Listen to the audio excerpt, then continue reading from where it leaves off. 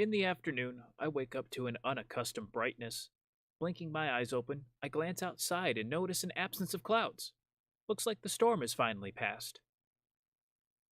Zack's bed is empty, and even the pongo is missing. I guess I'm the last one up considering it's already midday. I hurry out of my bed and rush to get ready, then head downstairs.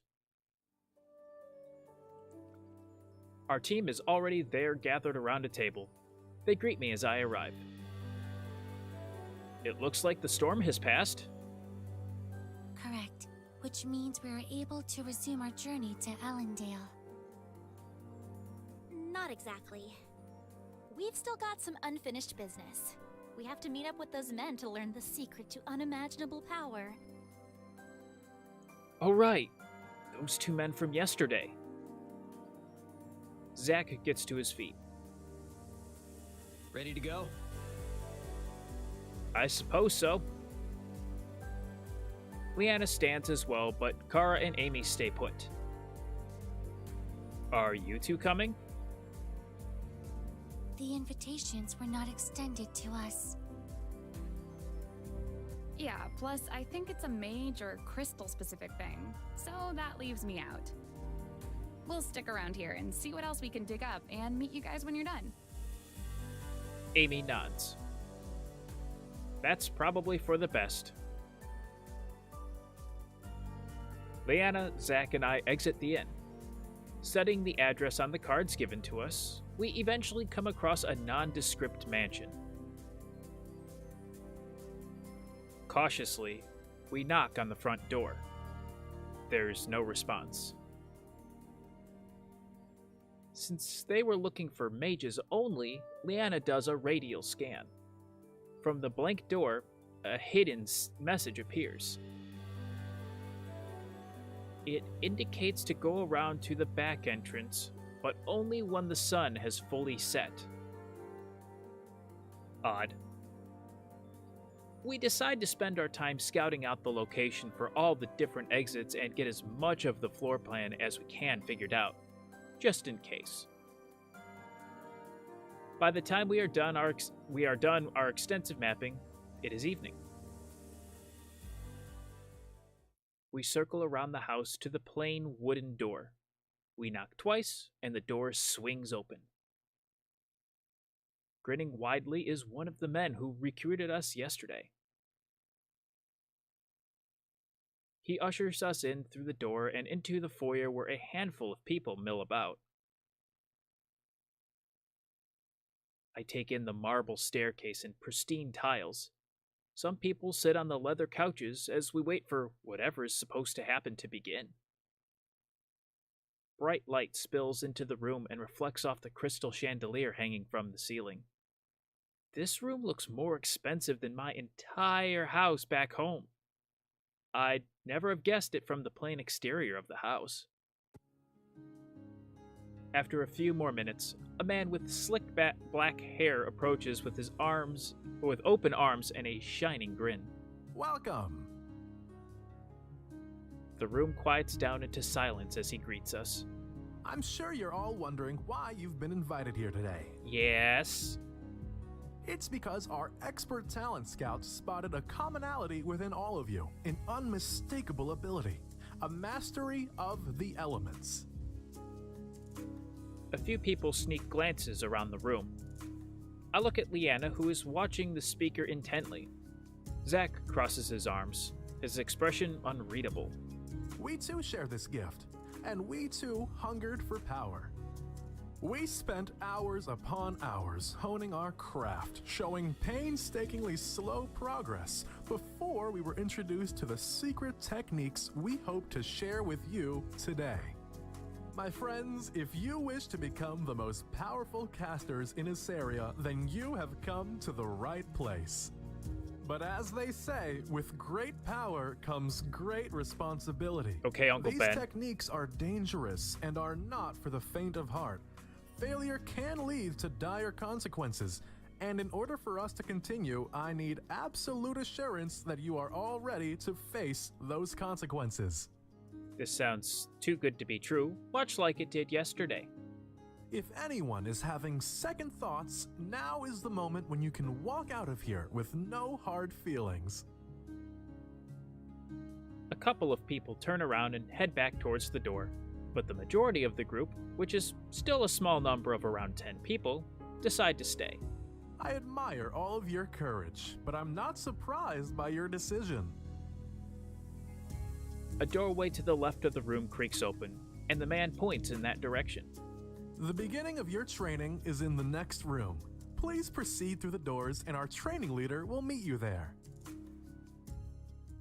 Low murmurings fill the silence as people begin to exit the room. As Leanna begins to pass, the strange man from before sidles up to her and lowers his voice. So, the guild finally caught wind of this, eh? Who? Broodman? Oh, this is Broodman? Leanna masks her surprise and keeps her voice even. I'm not sure what you mean. He chuckles and nudges her. It's all right. You can trust me. I'm actually Broodman. He pauses as if waiting for our recognition, but we merely stare blankly at him. Broodman? The Silent Protector? Tamer of the Wolves at Wolf's Den? Again, we make no notion of recognition. Well, either way, we're on the same side. I know that these guys are dangerous, and I've got a plan in place to stop them. How do you know they're dangerous? Do you know what their secret technique is? Broodman waggles his eyebrows knowingly. Right. Playing innocent to keep up your facade. I understand. He winks. Don't you wink at my wife, you strange man!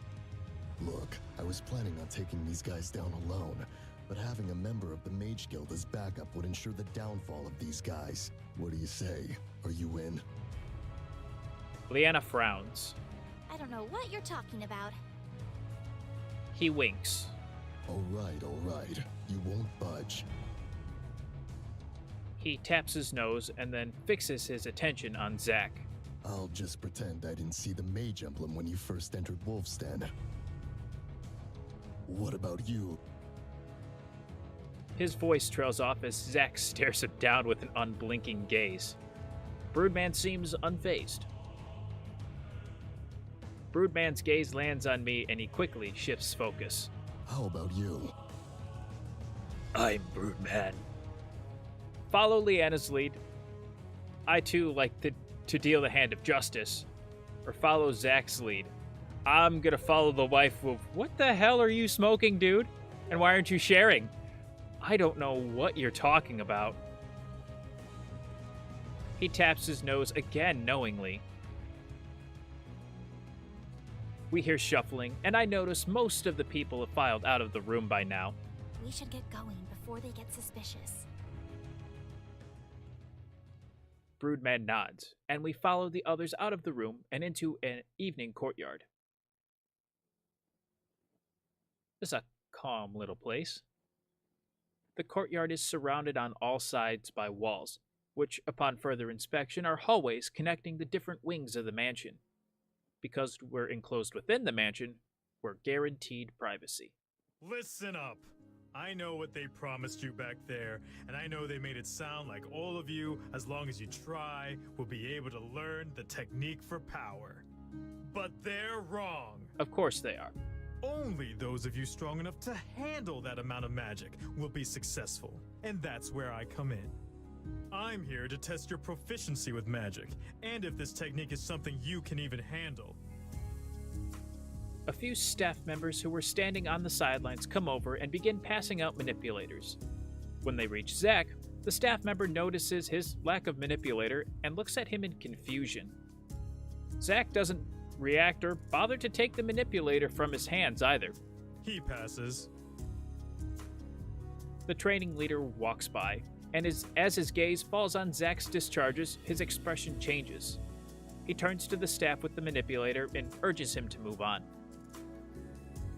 The staff member begins to protest, but the training leader stops him. He passes. I know you all have your own manipulators, but I don't care. Use ours anyway. The goal of this isn't to show off who has the fanciest gadgets. It's to eliminate any variables so we can get a more accurate read on your abilities. Now, who wants to go first? One person steps up and attempts to cast a gale, but his nerves makes his arm unsteady and he keeps losing focus. Enough. The training leader shakes his head and the man hangs his head. The staff members lead the man out of the courtyard as the next person steps up. 1 down, 9 more to go. One by one they go until it's my turn. My blood runs cold as clammy sweat covers my body. Let's go. We haven't got all day. I close my eyes and breathe deeply. I can do this. Just remember my training. Once my hands steady, I raise my arm and channel a gust of wind as I've done so many times before. I picture Leanna watching and encouraging me, and sure enough, a gust of wind flows through my fingers. The training leader frowns, unimpressed, but the staff member who took my energy reading races over to his side. I'm pretty sure I can guess what's going on. They took a scan that said my energy levels are off the charts, and yet somehow, my casting skill does not equal the energy I possess. Pass. For now. I nod. The training leader calls Leanna forward, and I take the time to switch out my manipulator back to my own. She takes a deep breath, gathers her energy, and raises her arm. Her blue eyes almost turn steel gray as a gale storm whips the trees in the courtyard. Leanna's hair flies around her, but she stands steady in the tempest, her gaze challenging the training leader. He raises his hand, and as instantly as she summoned it, Leanna ceases the storm. Pass. As a few people pick themselves off the ground or dust themselves off, Leanna returns to the group. That was incredible. You blew me away. Keep it cool. You know, we're playing it cool. We're going undercover. Keep it cool. Nice job. Thanks. You too. I nod.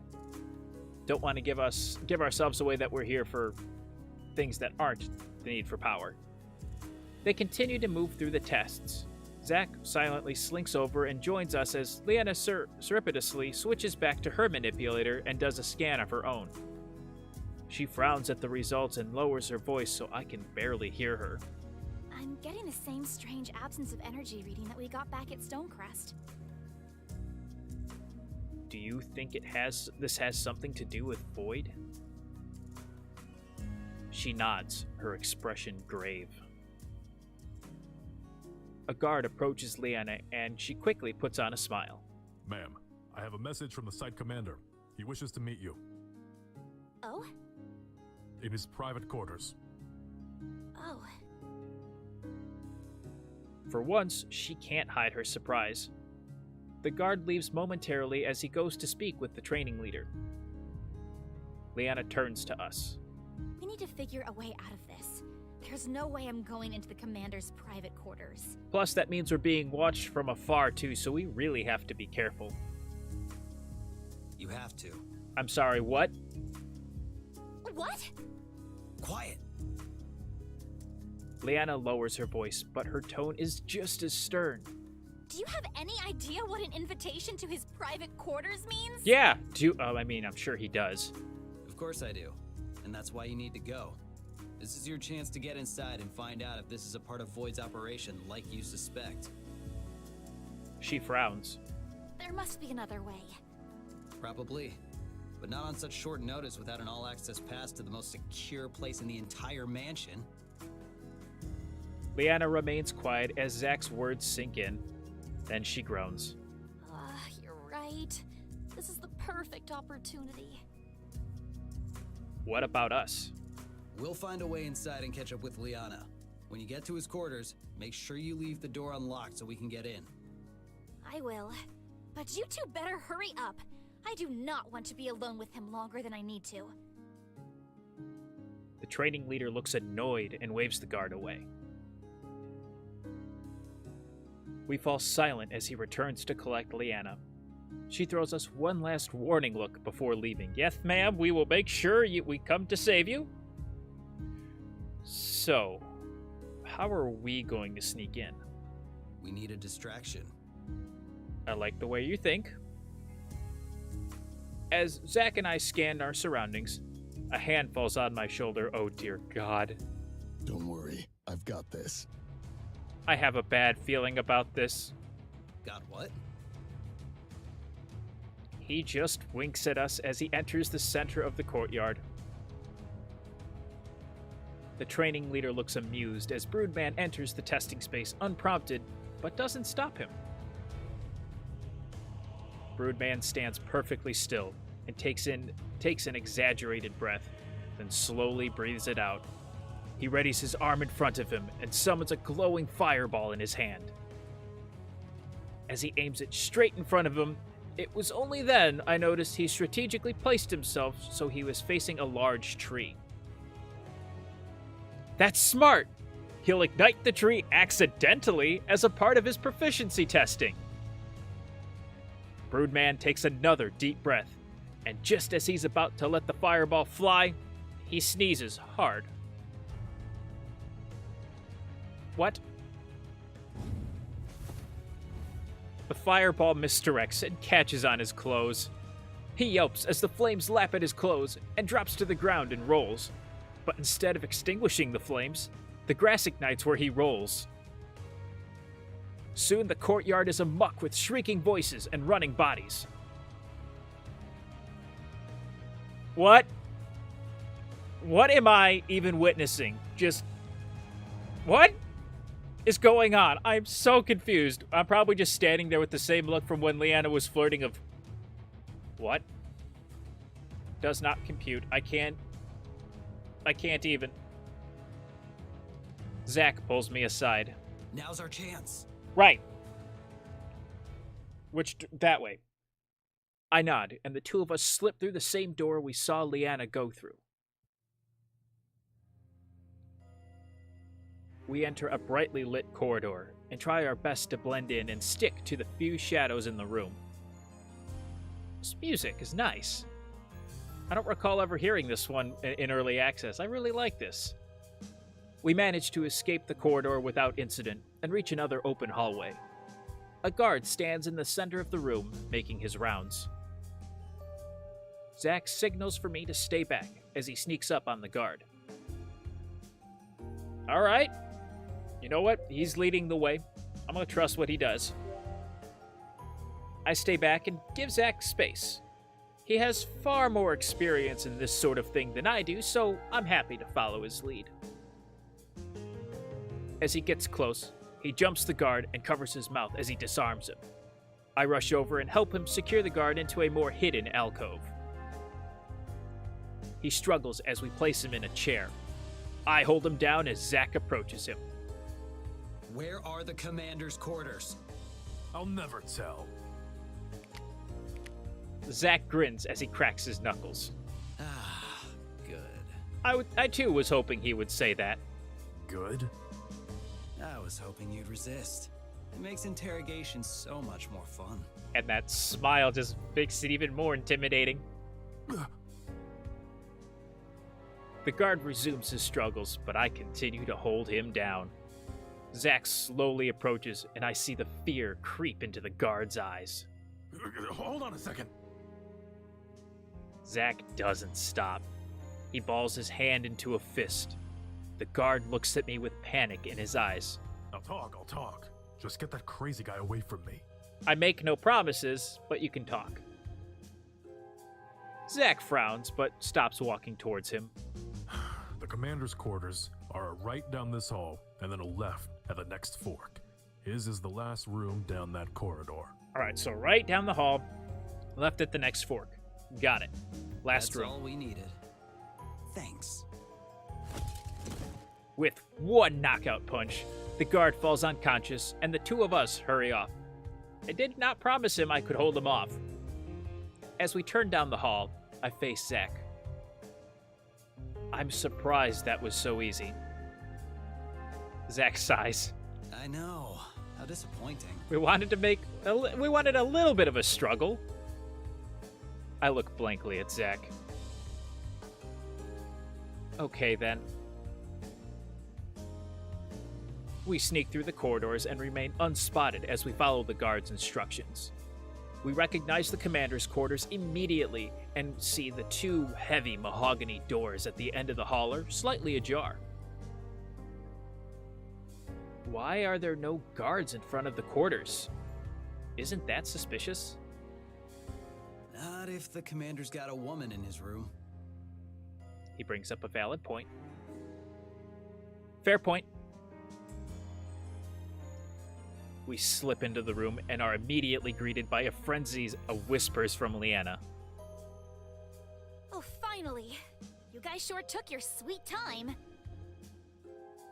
Calm down. We got here as quickly as we could. And I mean, we still have plenty of time. Where's the commander? Leanna points to a locked door. That must be the bathroom. He went to freshen up. Is he the woman in the room now? She shudders. Zack crosses his arms. Okay, then what are you doing just standing around here for? Get in a position. What position? Zack points to the bed, and Leanna pales. You can't be serious. Do you want to jeopardize this operation or what? How would posing on the bed help with this operation? Because while he's very distractedly approaching the bed, we'll be able to knock him out from behind.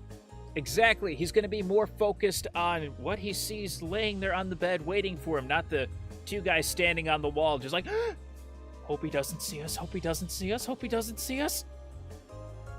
Quick and quiet, and not alerting any guards. Leanna sighs, then lacklusterly climbs onto the bed. She lays down on her side and props her head up with her arm. Like this? It's definitely working as intended. Let me show you how it's done. Whatever. I mean, if she's laying there kind of like this, asking me to draw her like one of my French girls, then it's absolutely working. I can't help but stare. The curves of her hips draw me in alluringly as her sultry eyes invite me to go to her. What was the question? Despite the circumstances, Leanna blushes under my stare and scrambles off the bed. Zack frowns. Excuse you? No, that's not right at all. You have to be more inviting. Excuse you?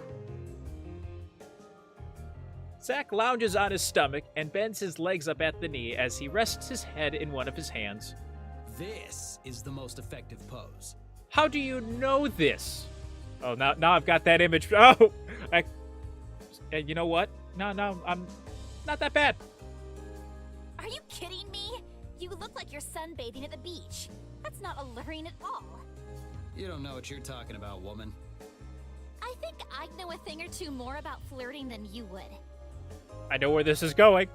Oh, please enlighten me, sailor. Bump set and spike. Leanna's face flushes at the memory. She's about to argue when the door to the bathroom flings open. A looming man stands in front of the door in nothing more than a too revealing Speedo. Make it go away. That one can go away. Apologies for the delay, my sweet. I wanted to make sure that I was in... What did you just call her? He freezes when he sees Zack on the bed, and for a moment, nobody moves. All right, before we begin fighting, I have a really important question. Now he's making funnies? Zack mimics Leanna's original pose. Is this attractive? Of all the times to actually pop a funny, Zack, you pick now. The commander's face turns red with rage. No! Thank you, that's exactly what I said. Not surprising knowing the dynamic of the group. Gotta give it to him. Okay, let's fight. Well, it would have been attractive if I were doing it. Not no. I'd agree to that if anybody cares about my opinion. The commander roars out in anger. Zack rolls off the bed and withdraws his discharges in one smooth motion as Leanna's manipulator glows. I pull out my sword and ready a fighting stance. The commander glares at us. Do you really think that a bunch of amateurs can take out someone as powerful as I? You fools will regret ever crossing paths with a Shadow General. Okay, first off, if you're gonna gloat that you're all high and powerful, that's a sure sign that we're gonna kick your ass. 2, you called us a fool. If Disney taught me anything, if someone calls someone else a fool, they're the bad guy and they're gonna lose at the end. He raises his arms and readies a stance. Then his face falls as he realizes he's naked. Oh, shit. Zack shoots a blast which knocks the commander down. He smashes his head against the dresser and falls to the ground with a heavy thud. Leanna rushes to check him, her sword at the ready, but he is knocked out cold. I sheath my blade. Gee, he called us a fool, gloated about his power, and, Zack just shot him in the gut like he did me the first time. Good to be on the other side of that for once. That was easy. They aren't so tough without their magic. Leanna has her manipulator out and performs a scan. He said he was a Shadow General. That just confirms that this has something to do with Void. She suddenly focuses on an area in the floor. Prying up the floorboard, we find a large bag filled with dark spheres. Tainted spheres. Definitely Void. We can't leave the spheres here. We have to take them. We'll be too conspicuous lugging this bag around. But it would be even more dangerous to leave them here for them to use. Also, what should we do with this Shadow General? Just leave him here? Zack shrugs. Suddenly, the window crashes open. We ready ourselves for another battle, but we recognize the figure as Broodman. He dusts himself off and heads straight for the commander. Finally, we meet again. Broodman doesn't seem to notice we're there as he continues addressing the commander. For all these years, I have slowly unraveled everything you've worked so hard to build. I have been that splinter that you just can't pull out. And now I am here to finish what I have started. For I am Broodman. You killed my brother. Prepare to die. So we get Badman and Indigo Montoya, huh? He frowns as the commander doesn't react. And even now, you won't give me the decency of even acknowledging my presence. He moves in to kick the commander when we stop him. Dude, he's already unconscious. We did all the hard work.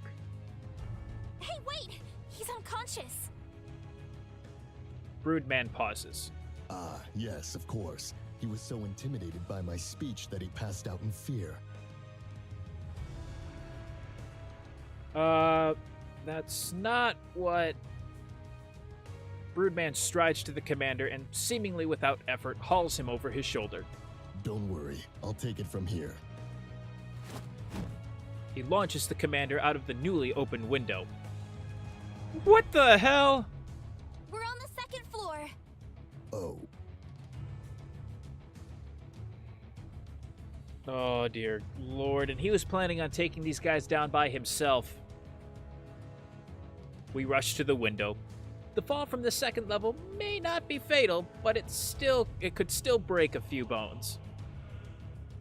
Luckily, the commander landed on a bush and looks unscathed. Broodman crosses his arms triumphantly. All according to plan, my friends. He climbs back through the window and lands on his feet beside the commander, then takes him away into the night. We pause as we let all of that sink in. Just... what? We should get out of here before we attract too much attention. Because, that didn't just attract a lot of attention. Leanna nods. She carries the bag of tainted spheres as naturally as she can and pushes open the doors. There are 2 guards now stationed in front of the commander's quarters, and they give us questioning looks as the 3 of us slip out, careful to close the doors behind us. Where is the commander? Please don't disturb him. He's all tuckered out from our certain activities. She winks. The guard clears his throat uncomfortably. Right, I understand. The second guard looks suspiciously at Zack and me.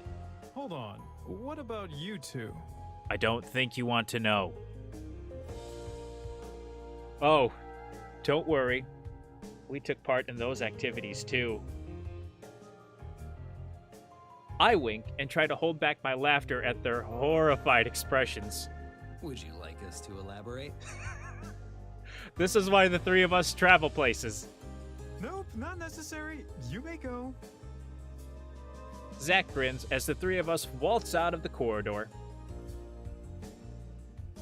Because the commander had made it clear what his intentions were with Leanna, we had no trouble with any of the guards milling about and were able to exit the mansion unquestioned.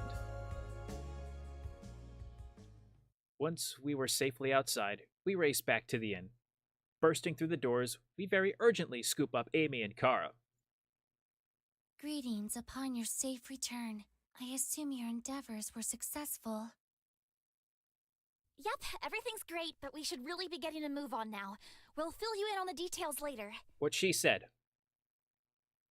Amelia looks surprised, but Kara notices the bag Leanna carries and urges Amy.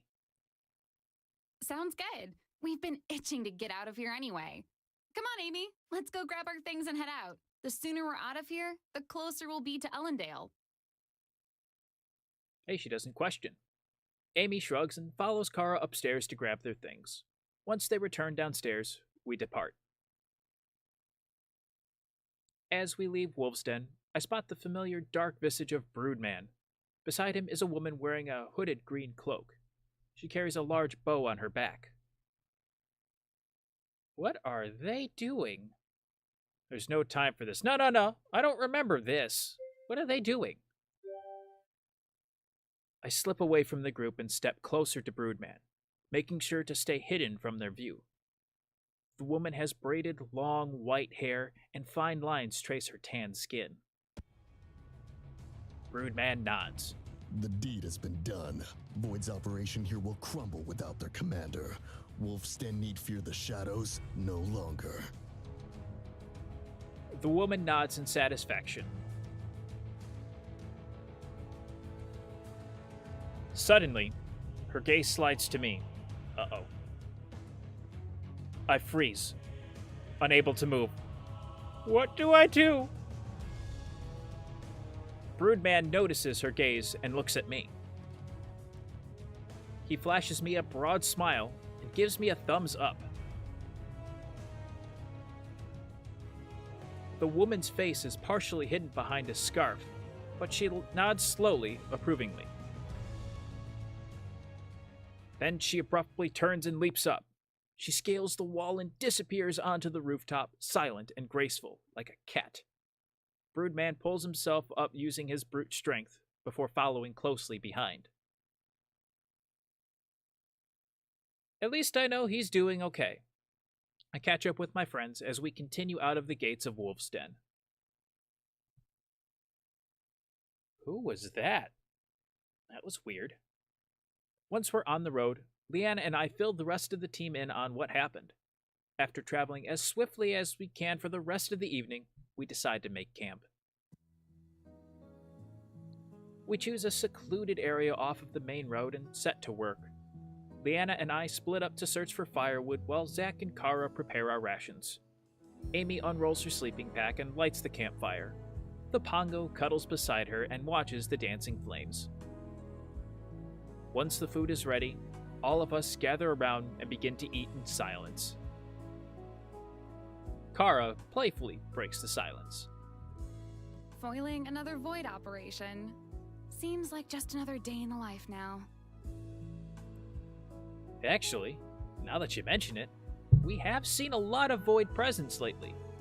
Weren't they supposed to have been disbanded and outlawed?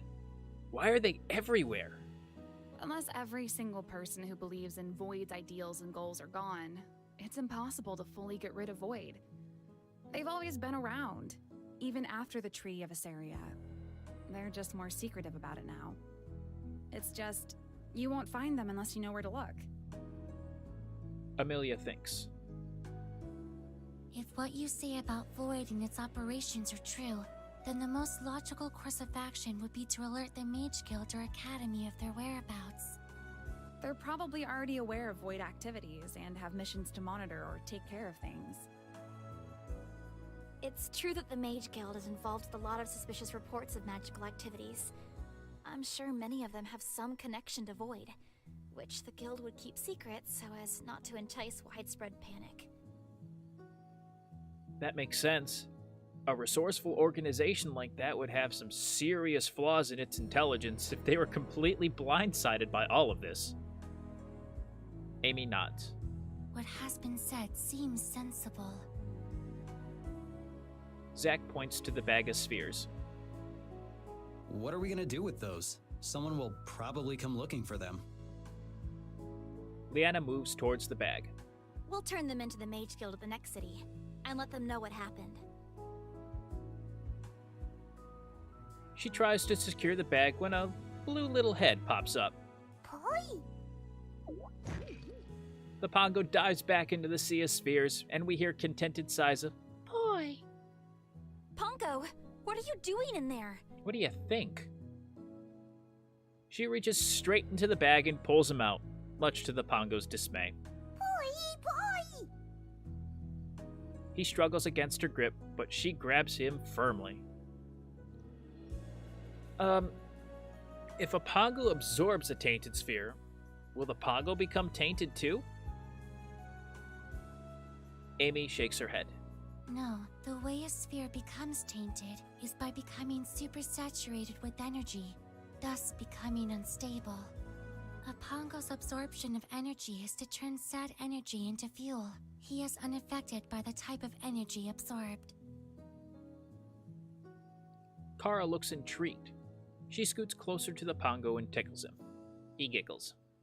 Huh, I never knew that. If that's the case, why aren't Pongos used against Void? Send them into Void establishments to absorb the tainted spheres. Absorbing spheres doesn't happen overnight. And when a Pongo is full, he'll stop absorbing energy. Just like how we can't eat anymore after we finished a meal.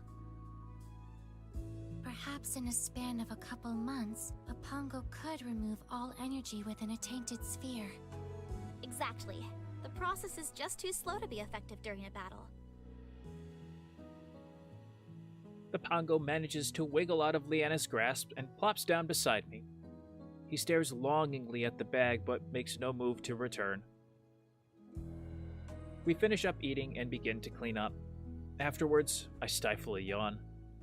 The stars shine pinpoints of light amidst the black sky, and their comforting glow makes me even sleepier. We've had a long day.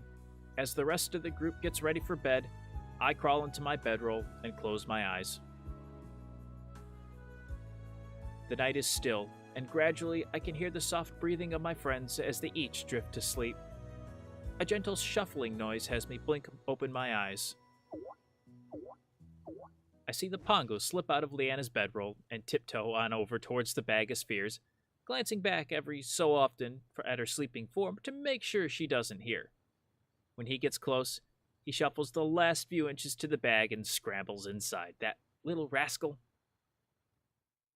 The last thing I hear is a purring of poise as I drift to sleep.